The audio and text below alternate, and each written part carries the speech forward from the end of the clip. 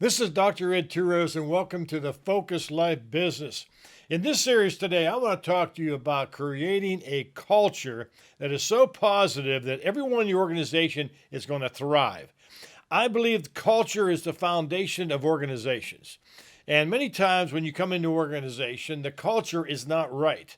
And it's amazing how people interview sometime and they never ask about the culture of an organization. Now, I was very fortunate to spend 37 years in Fortune 100, 10 with Unilever as a manager, and 27 as a manager and trainer with the Coca-Cola Company.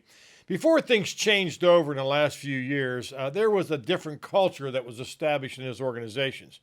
But I can tell you what, if you are an owner or CEO or a business person, that doesn't mean that you have to understand in the specific territory or the regions or the areas you're working in with the people that you can't create your own culture that can help things set things straight and in order so that things are done right, things are done effectively. And I want to help you with that today because there have been virtues that have been lost in society. Now, in this younger generations coming up that you've seen, and I was a manager for a lot of years, I noticed before I retired that there was a change in the mindset of these young people. They were coming in here with some things that I believe would really affect the productivity, basically the efficiencies of the organization, productivity, because their things in terms of what they wanted were completely different to past generations.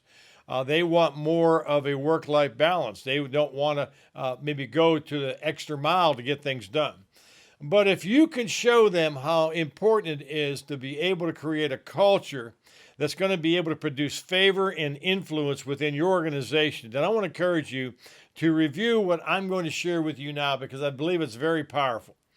Now, years ago, I created a book, and I've created multiple books, but this is my marketplace book entitled The Hero's Effect. And it's principles that produce favor, increase, and influence.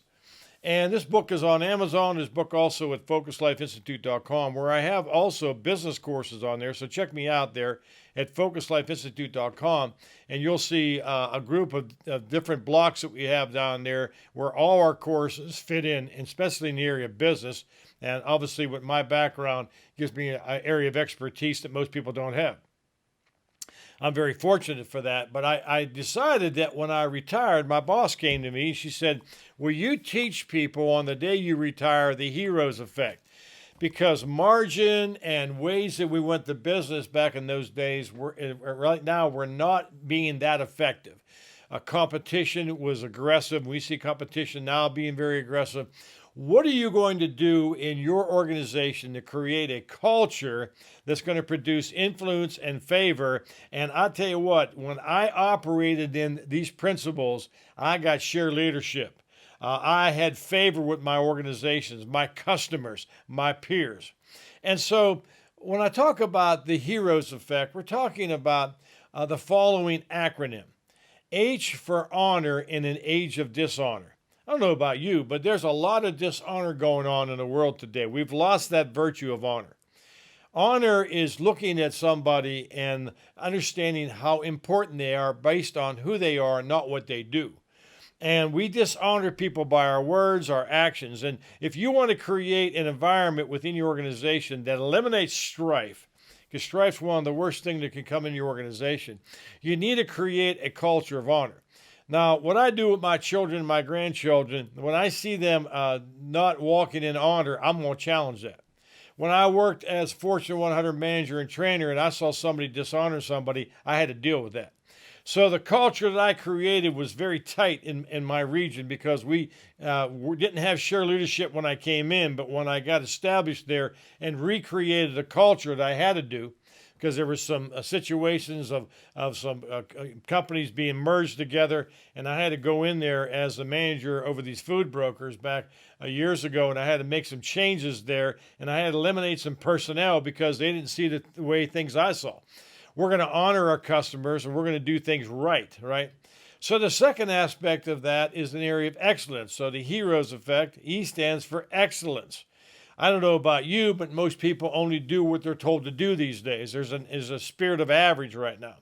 I challenged my people when I was creating this culture that you had to walk in excellence. Everything I do is in excellence. If I have to do it again, I'll redo it. But I want to make sure that I'm treating my customers, my peers, relationships I have with a spirit of excellence. I'm going to cross my T's, dot my I's. I'm going to make sure I follow up. I'm following up within 24 hours if somebody leaves me a call. But there is a spirit of average right now where most people just want to get by and say, okay, that's all I want to do. We need to create that spirit of excellence. You know what your customers are looking for. You know what your peers are looking for. They're looking for somebody to walk in excellence, okay? And you're not born with it. You got to step into it every day and get up every morning and says, I'm going to walk in excellence today, no matter what it costs me, to my own hurt, I'm going to walk in excellence. And then we look at the R, which stands for responsibility. We live in an age of people feel they're entitled. There's an entitlement spirit in the world today. When you have to take personal responsibility, I had many situations when I worked for the Coca-Cola company where people would not take personal responsibility. They would blame somebody else. And I tell you what, I had to really nip that in the bud because I had to say, listen, that's on you. Why don't you take personal responsibility? We all mess up. We all had situations we go through where we shouldn't have did it right. But let's work together as a team to try to get it back and make it whole. But I tell you what, we've got to help people understand to take some personal responsibility and not feel like they're entitled, that they're up here and they can get away with things that really aren't part of the company's protocol or the practices that you're trying to implement. And then we're looking at HER. We look at O now, which stands for order. Being orderly in your own life. People are posting things on social media that can get you and your company in trouble. On the other hand, are they in submission to leadership?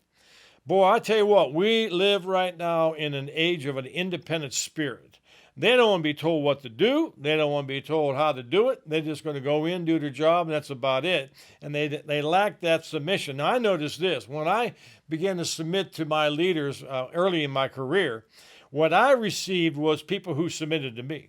But I saw people that were not submitted to their manager become a manager, and guess what they got? It's a law of sowing and reaping, right? They got the people never submitted to them. It was bad. It was ugly. And so I want to encourage you, we got to be in order. We got to understand that being submitted to authority is very important. And then we look at E for expectation, the hero's principle, E for expectation. What kind of attitude do you see in your organization? My boss used to call me up and say, hey, Ed, man, we're not having a good month. You're coming in next week's meeting. I need you to be the cheerleader. I need you to charge the atmosphere. I need you to break off this spirit of basically people in pessimism. We're not going to work. And again, I understand there's situations and there's environmental changes that happen within organizations. But I tell you what, you got to keep your attitude of expectation strong. I worked for the Coca-Cola Company from 1987 to 1995. I was a manager of the year in 1994, and then they came in, made major changes, and I got downsized. And went to work, and I started doing on this Focus Life Institute. I was going to high schools and colleges, but 3 years later, my boss called me back and says, what are you doing? I said, I'm doing this thing here. And he says, come back to the organization. We're going to hire you back at a higher rate in terms of your salary, but we're going to give you back all the years of tenure that you lost. Now, that never happens right now. You and I know, you go in an organization, you're out 30 days, you lose your tenure. They gave me everything back. You know why? Because I did things with honor, excellence, responsibility, order. I had an expectation, attitude, and they brought me back. They basically begged me to come back. And I went back to the organization after 3 years being out and got everything back and then eventually retired with the organization. And then the last one stands for S for servanthood. I want you to think about this. We live in an age of individualism. Look at me, I'm doing this and that, versus looking at the team concept or looking at how to serve your way up. I never forget, I used to serve my boss, and my boss was really well. Two examples of this. One was my one manager. He was a man that I used to know as we would start these meetings that he loved to be able to drink some water, Dasani water. I would bring him 2 cold bottles of Dasani while he's preparing for the meeting. People will look at me and say, what are you doing, man? You a brown nose in this guy? Are you trying to get in this guy's? No, I'm not even doing that. You don't get it. This is about servanthood. He used to do some situations with me when we used to go in these meetings and that. And if there would need to be a volunteer, I'd have my hand up first. See, I was going to serve anything this man wanted to do, and I'll tell you what, I got great influence from it.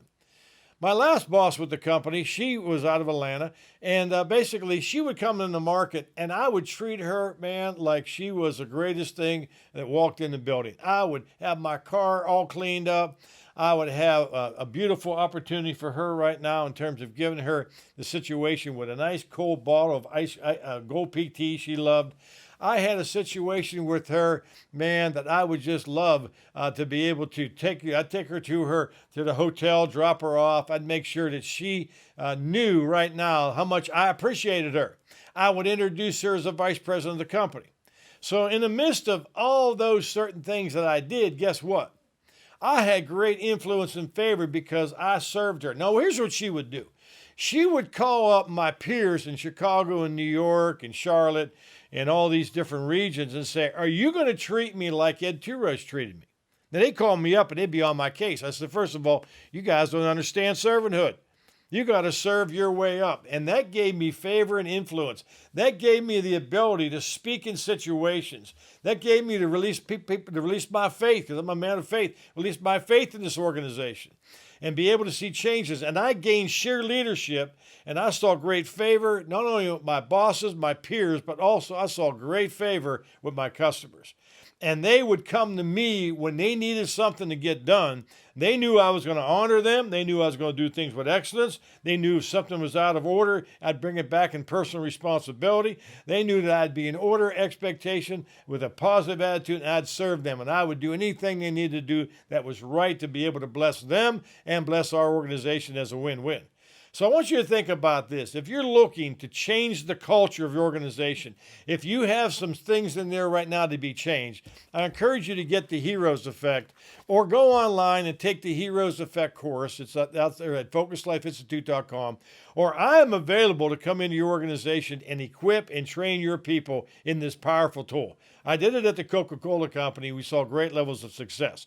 But I want to encourage you right now. We live in an environment right now in such an age of distraction and young people coming up that they've lost these virtues. And we have a responsibility, those of us who own a company, involved with a company, oversee, or then leaders or managers, to be able to take our people to the next level of success and be able to show them practically what they need to do to be able to be successful and create a culture right now that counter the current culture that's out there right now and see greater levels of success. I'm talking about final results of not only increase in favor, I'm talking about increase in profitability, increase in productivity, and gaining efficiencies within your organization. How powerful is that? Those are the three things you need. You need more profitability. You need to have more productivity because people right now are unfocused, and you've got to gain efficiencies. This Heroes Effect is a powerful tool, and I give you pertinent examples of how the door opened up for me to have great favor because I serve people. It's amazing stories in there. It's going to help you as an organization, help your people get focused. So check it out at focuslifeinstitute.com. You can check out all our courses there. We have the Fast Track, Focused Advanced Skills Training courses that can help you and your company come to the next level of success. But if you're interested right now in changing your culture, check out the Heroes Effect either on Amazon or focuslifeinstitute.com. And remember this, your focus does determine your future.